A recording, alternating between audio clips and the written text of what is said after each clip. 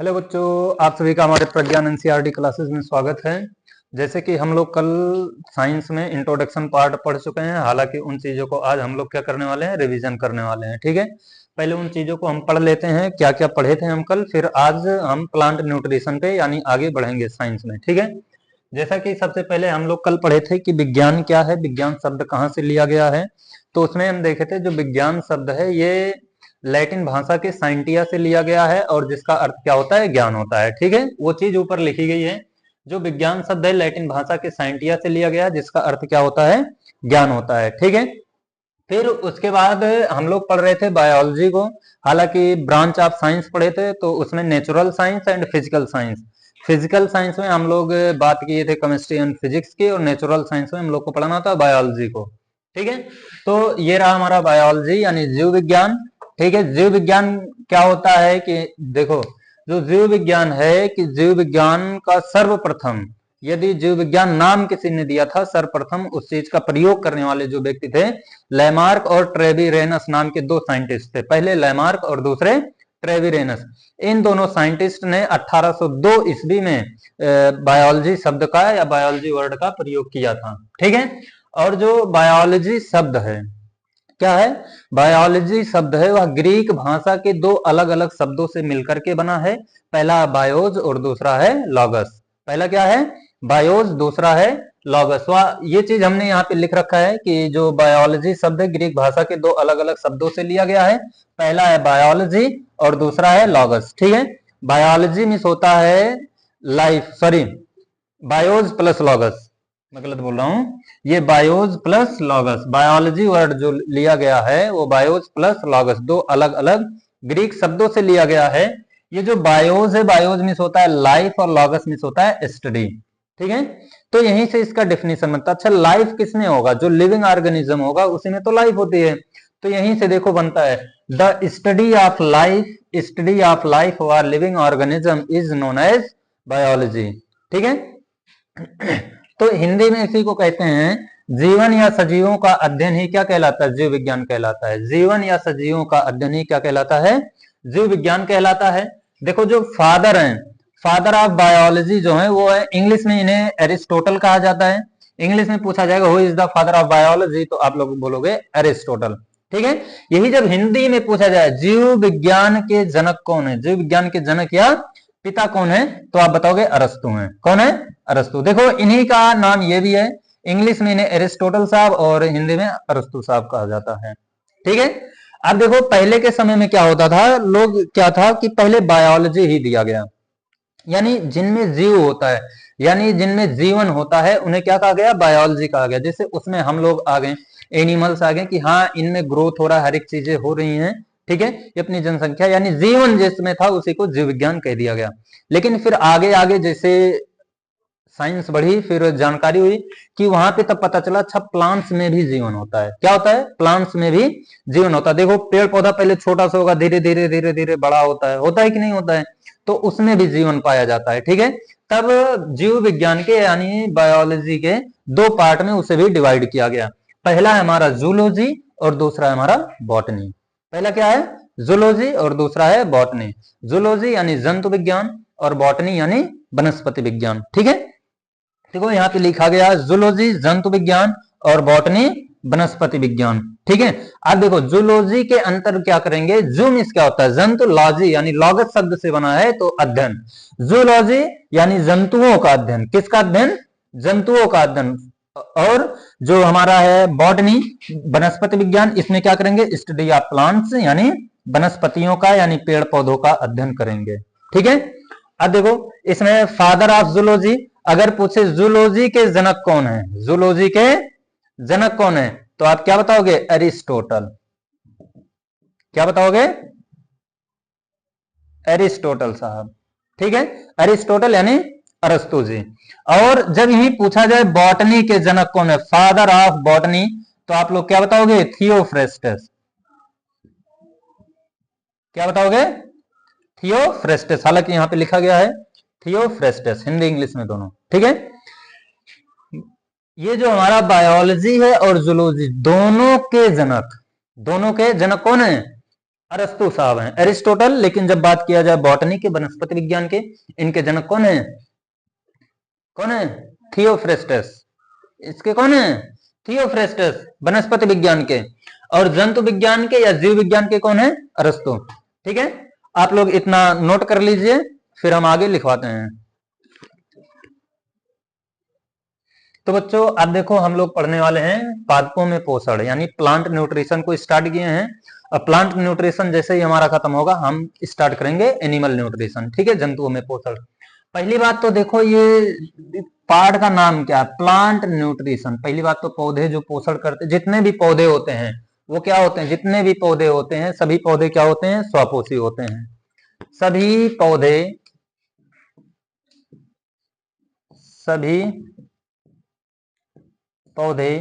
क्या होते हैं? स्वपोषी होते हैं, यानी जिसे बोला जाता है ऑटोट्रॉफिक। ऑटोट्रॉफिक। देखो, स्वपोषी जो है ये दो शब्दों से मिलकर बना हुआ है, स्व प्लस पोषी। ठीक, स्व मीन्स खुद से यानी स्वयं से, स्वयं से। पोषी यानी पोषण। पोषण का मतलब क्या होता है? भोजन। यानी वे सभी जो स्वयं से भोजन बनाते हैं, खुद से भोजन बनाते हैं, उन्हें क्या कहा जाता है? स्वपोषी कहा जाता है। क्या कहा जाता है? स्वपोषी। जैसे पेड़ पौधे हैं, वो अपना भोजन स्वयं बनाते हैं। कैसे बनाते हैं? स्वयं बनाते हैं। लेकिन जो एनिमल हैं, जैसे एनिमल में हम लोग हो गए, हम लोग दूसरों पर निर्भर होते हैं। जंतु हो गए, जैसे शेर, चीता, ये लोग जानवरों पर निर्भर होते हैं। हिरन हो गया और गाय हो गया, ये सारी चीज घास फूस पर निर्भर रहते हैं कि नहीं? यानी जो दूसरों पर निर्भर रहते हैं उन्हें कहा जाएगा हेट्रोट्रॉफिक। ठीक है, और जो स्वयं से अपना भोजन बनाते हैं उन्हें क्या कहा जाता है? ऑटोट्रॉफिक। ठीक है, तो जैसे सभी पौधे क्या होते हैं? स्वपोषी होते हैं। ये अपना भोजन कैसे बनाते हैं? पेड़ पौधे अपना भोजन, पेड़ पौधे अपना भोजन प्रकाश संश्लेषण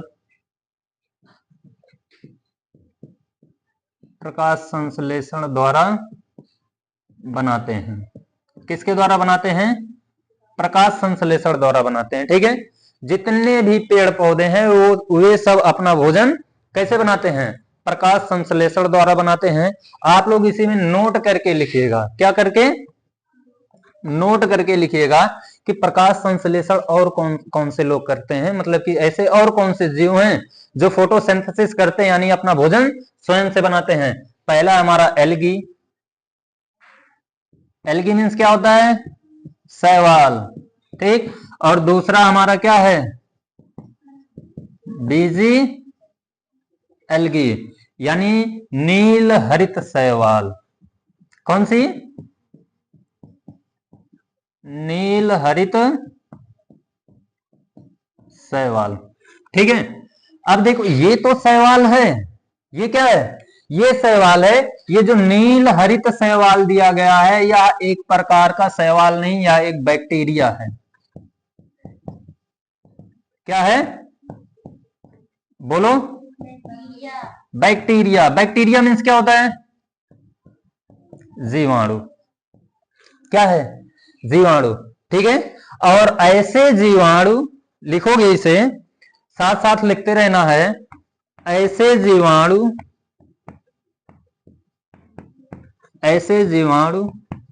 जो अपना भोजन कैसे बनाते हैं? स्वयं बनाते हैं। ठीक है, उन्हें क्या कहा जाता है? साइनोबैक्टीरिया कहा जाता है, या साइनो जीवाणु कहा जाता है। ठीक है,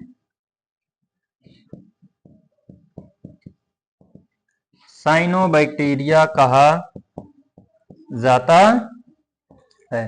बात समझ में आ गया? यानी ऐसे जीवाणु जो अपना भोजन स्वयं बनाते हैं, ऐसे जीवाणु जो अपना भोजन कैसे बनाते हैं? स्वयं बनाते हैं, उन्हें क्या कहा जाता है? साइनोबैक्टीरिया कहा जाता है। क्या कहा जाता है?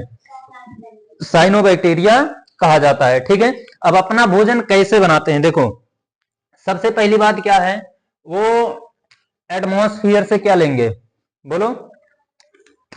एटमॉस्फियर से पहले एटमॉस्फियर से लेंगे ये लोग CO2, ठीक है, और सॉइल से लेते हैं H2O, क्या लेंगे, H2O, ठीक है।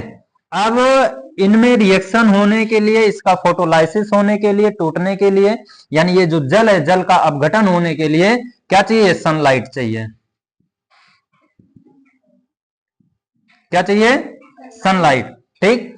अब देखो सिंपल सी बात है, CO2 एटमॉस्फेयर से ले लिया, हवा से, H2O मिट्टी से ले लिया, लेकिन इन दोनों का रिएक्शन करके जो ग्लूकोज बनेगा वो कैसे बनेगा भाई, सनलाइट मान के चलो, ये हमारा कोई लीफ है, ठीक है। अब इस लीफ पे सनलाइट पड़ गई, इसे भी, सनलाइट को भी तो कोई रोकने के लिए चाहिए, चाहिए कि नहीं चाहिए। सनलाइट आ रहा है, सनलाइट को पकड़ता कौन है, क्लोरोफिल। कौन, क्लोरोफिल, ठीक है। अभी आगे हम पढ़ेंगे डार्क रिएक्शन और लाइट रिएक्शन में, तब इस चीज को देखेंगे कैसे टूट रहा है, कैसे नहीं टूट रहा है, ठीक है। अब देखो ये इसके साथ अब क्रिया करके क्या बनाएगा, C6H12O6 प्लस O2, क्या बना लिया, O2 बना लिया। बात समझ में आ गया कि नहीं, इतना समझ में आया।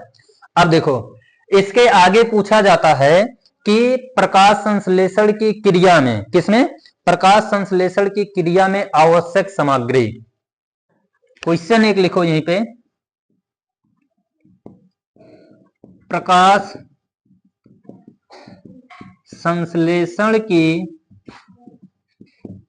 क्रिया में आवश्यक सामग्री। देखो प्रकाश संश्लेषण की क्रिया में जब पूछा जाए आवश्यक सामग्री, आवश्यक कितनी कितनी चीज है, चार चीजें होती, कितनी चीजें, चार। कौन कौन सी, पहला CO2, दूसरा H2O, तीसरा सनलाइट और चौथा क्लोरोफिल। यानी अगर ये चारों में से कुछ भी ना हुआ तो ये हमारा बनेगा नहीं, ठीक है। तो पहला हम लिखेंगे क्या, CO2, दूसरा H2O, तीसरा सनलाइट, चौथा क्लोरोफिल, क्लोरोफिल, ठीक है। अब ये एक क्वेश्चन और यहीं से बनता है, वेरी इंपॉर्टेंट है, नोट करके लिखिएगा कि प्रकाश संश्लेषण की क्रिया में कच्ची सामग्री कौन कौन सी होती है, रॉ मटेरियल ऑफ फोटोसिंथेसिस, ठीक है, कच्ची सामग्री। प्रकाश संश्लेषण की क्रिया में, प्रकाश संश्लेषण की क्रिया में जो कौन सी सामग्री, कच्ची सामग्री जो होती है वो कितनी होती है, दो होती है। कौन कौन सी, पहला हो गया हमारा CO2, कौन सा, और दूसरा H2O, CO2 एंड H2O, ठीक, इतना समझ में आया।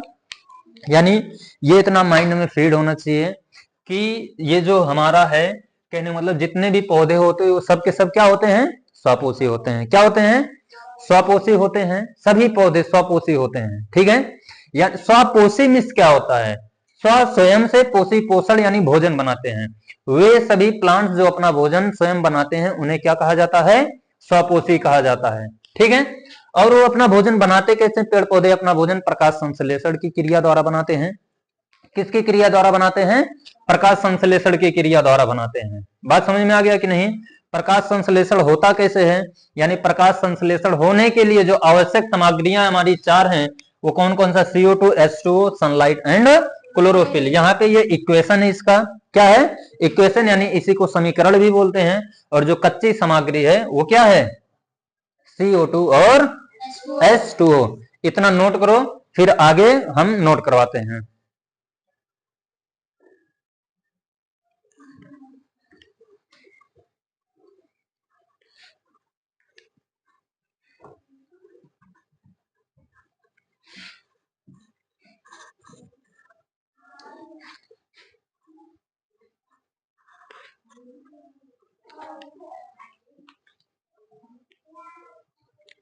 देखो, जैसे ये कच्ची सामग्री क्या क्या थी हमारी, CO2 और H2O, तो ये दोनों मिलकर के C6H12O6 प्लस O2 बनाते हैं।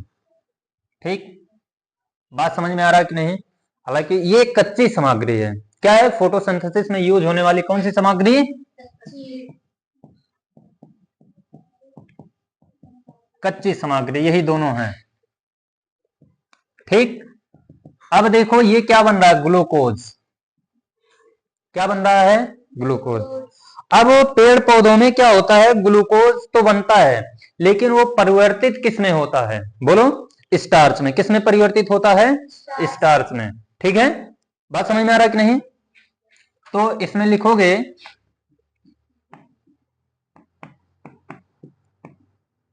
पेड़ पौधे अतिरिक्त ग्लूकोज को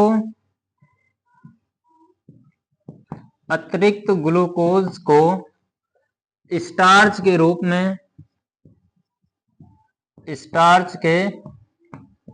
में क्या कर देते हैं, परिवर्तित कर देते हैं। ठीक है, और जो उनसे एक्स्ट्रा स्टार्च बचता है, ठीक है, बात समझ में आ रहा है कि नहीं? जो एक्स्ट्रा स्टार्च बनेगा परिवर्तित कर उसे कहां कहां पे, फूल पत्ती एवं फलों में। ठीक है, कहां कहां पे, फूल पत्ती एवं फलों में क्या कर देते हैं, रूपांतरित कर देते हैं, रूपांतरित कर देते हैं। ठीक, ये समझ में आया? यानी रूपांतरित कर देते हैं या परिवर्तित कर देते हैं या वहीं पे ले जाकर के स्टोर कर देते हैं। जैसे पेड़ पौधे हैं, मान लो स्टार्च बना रहे हैं, ठीक है, ग्लूकोज उनके अंदर बन रहा है, जो एक्स्ट्रा ग्लूकोज होता है उसे वह किस में, स्टार्च में परिवर्तित कर देगा, और स्टार्च में परिवर्तित करके फूल पत्ती एवं अपने फलों में क्या करता है, संचित कर देता, एकत्रित कर देता है। ठीक है, अब देखो इसके बाद क्या है कि सबका जो होता है क्या कहते हैं कि अतिरिक्त जो भोजन होता है, कैसे, जैसे पौधों का अतिरिक्त भोजन हो गया, ठीक है, या फिर अतिरिक्त भोजन या संचित भोजन बोल सकते हो। क्या बोल सकते हो? संचित भोजन। जैसे पहला हमारा जंतुओं का संचित भोजन या पेड़ पौधों का लिख लो, पेड़ पौधों का संचित भोजन। ठीक, दूसरा है जंतुओं का संचित भोजन, जंतुओं का संचित भोजन, और तीसरा लिख लो कवकों का संचित भोजन। ठीक है, अब देखो आप लोग को पता चल गया है कि हाँ, जो पेड़ पौधों का संचित भोजन होता है वो क्या होता है, फटाक दे बताओ। पेड़ पौधों का संचित भोजन क्या होता है? स्टार्च। क्या होता है? स्टार्च, या फिर इसी को बोलते हैं मंड। और इनका जंतुओं का जो होता है वो होता है ग्लाइकोजन या फैट, और कवकों का संचित भोजन होता है वो क्या होता है? स्टार्च होता है कि ग्लाइकोजन होता है? कवकों का संचित भोजन क्या होता है? स्टार्च।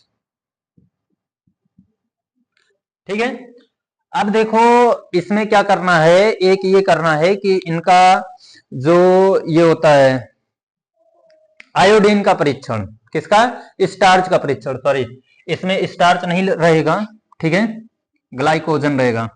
कवकों का संचित भोजन ग्लाइकोजन होता है। ठीक, बात समझ में आ रहा है कि नहीं? अब हमें क्या करना है, स्टार्च का परीक्षण, STRCH का परीक्षण। अच्छा ये बताओ स्टार्च का परीक्षण कैसे करते हैं? स्टार्च का परीक्षण आयोडीन से किया जाता है। किससे किया जाता है? आयोडीन से। जैसे आप एक पील्ड पोटैटो ले लो, क्या ले लो? आलू ऐसे ही होता है, बोलो, एकदम गोल तो नहीं होता है कि होता है? अब क्या करो, उसे ऐसे ऊपर से छील दो आधा, क्या करो, छील दो। ये आपका छिला हुआ पार्ट है, इस पे क्या डालो, इस पे आयोडीन के 2-3 बूंद डालो, ड्रॉप से क्या करो 2-3 बूंद डालो। जैसे ही डालोगे अगले स्टेप में देखोगे ना ये एकदम ब्लू ब्लैक हो जाएगा। क्या हो जाएगा, blue black. Blue black means क्या होता है, गाढ़ा नीला। ये किस कलर का हो जाएगा, गाढ़ा नीला कलर का हो जाएगा। ठीक है, तो स्टार्च का परीक्षण कैसे किया जाता है, बोलो, आयोडीन से। कैसे किया जाएगा, आयोडीन से। स्टार्च का परीक्षण कैसे किया जाता है, आयोडीन से। ठीक है, तो आज हम लोग सेशन को यहीं तक रखने वाले हैं। इसके आगे हम लोग कल पढ़ेंगे। कल पढ़ने का मतलब क्या है, जैसे हम लोग स्टार्ट करेंगे कि वो चीजें क्या, पौधों में प्रकाश संश्लेषण कहाँ पे होता है, सबसे ज्यादा कहाँ पे होता है, कैसे क्या होता है, dark reaction, light reaction. Dark reaction को किस साइंटिस्ट ने बताया था सर्वप्रथम, लाइट रिएक्शन को कैसे और किस तरह से होता है, फोटोलाइसिस वगैरह कैसे होता है, ये सारी चीजें हम कल पढ़ने वाले हैं। आज का वीडियो सेशन अच्छा लगा हो तो आप लोग वीडियो को लाइक शेयर और सब्सक्राइब जरूर करिएगा। धन्यवाद।